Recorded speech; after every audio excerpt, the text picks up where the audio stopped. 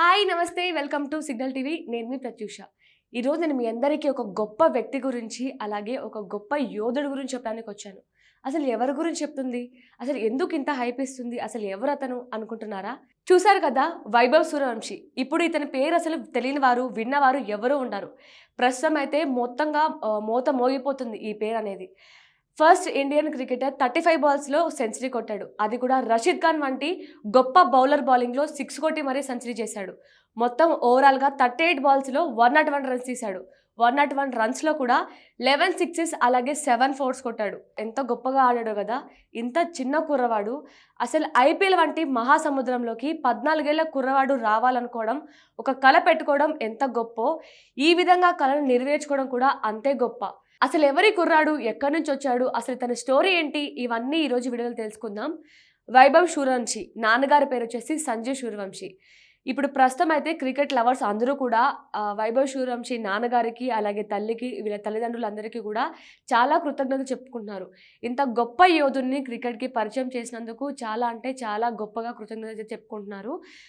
అభిమన్యుడు కురుక్షేత్ర యుద్ధంలో 16 ఏళ్ల వయసులో ఏ విధంగా యుద్ధం చేసి తన ప్రతిభను చాటుకున్నాడో అంతే విధంగా అంతే గొప్పగా వైభవ్ సూర్యవంశీ కూడా ఐపీఎల్లో నిన్నటి మ్యాచ్లో గొప్పగా ప్రతిభను చాటుకున్నారని చెప్పచ్చు. వీళ్ళ ఊరు వచ్చేసి సమస్తరిపురం అండి.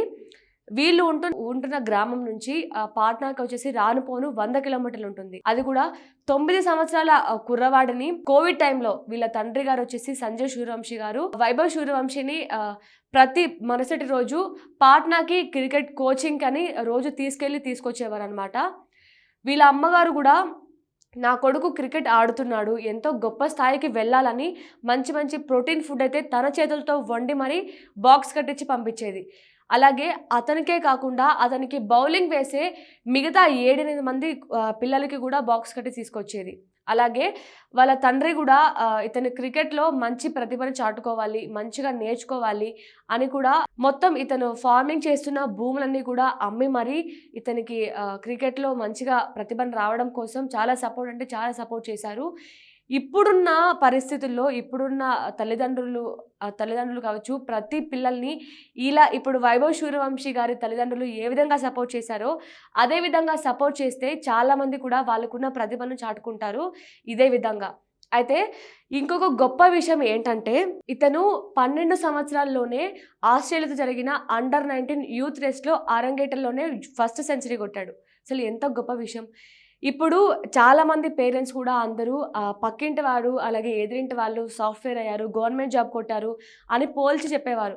కానీ ఇప్పుడు రాబోయే రోజుల్లో దాన్ని చూపించి కూడా మీరు కూడా ఉన్నారు, ఎందుకు చూసి నేర్చుకోండి, మీరు కూడా క్రికెట్ నేర్చుకోండి అనే రోజులు కూడా రాబోతున్నాయి. చాలామంది కూడా ఇప్పుడు యూతే కాదు, చాలామంది తల్లిదండ్రులు కూడా పెద్ద వయసు వాళ్ళు కూడా వైభవ్ సూర్యవంశీ గారికి చాలా అంటే చాలా ఫ్యాన్స్ అయిపోయారు. ఇతను చిన్న వయసులోనే 12 సంవత్సరాల్లోనే క్రికెట్లోకి రావడం జరిగింది. అండర్-19లో సెంచరీ కొట్టాడు. అలాగే ఇప్పుడు ఆర్ఆర్ టీంలో సెలెక్ట్ అయ్యి ఇంత గొప్పగా ప్రతిభ చాటుకుంటున్నాడు. రాబోయే రోజుల్లో కూడా ఇతను చాలా అంటే చాలా గొప్ప మ్యాచ్లు ఆడాలి, ఇంకా పై స్థాయికి వెళ్ళాలి అని కోరుకుంటున్నాను. మరెన్నో ఇలాంటి ఇన్ఫర్మేటివ్ వీడియోస్ కోసం మన సిగ్నల్ టీవీని సబ్స్క్రైబ్ చేసుకోండి.